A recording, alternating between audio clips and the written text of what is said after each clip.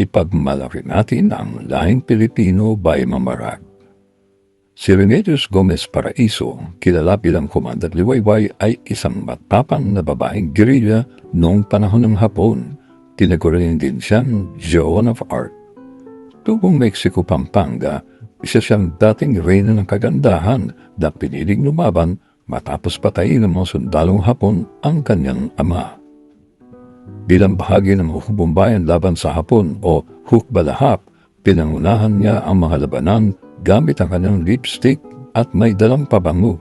Ipinakita niyang hindi hadlang ang pagiging babae sa pagiging mandirigma.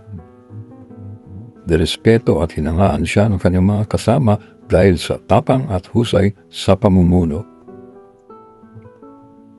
Pagkatapos ng digmaan, nanatili siyang simbolo ng tapang at lakas ng kababaihang Pilipina. Si Commander Liwayway ay isang tunay na bayani, maganda, matapang at di kailanman sumuko. 2 beses siyang nahuli ng pwersa ng gobyerno, subalit natatakasan niya ang mga ito. Pagkatapos ng digmaan, patuloy siyang nakibako upang kilalanin ang mga veterano ng HUK at ang kanilang mga pensyon. Ipagmalaki natin si Remedios Gomez Paraiso, aka Commander Liwayway. By Mamarag.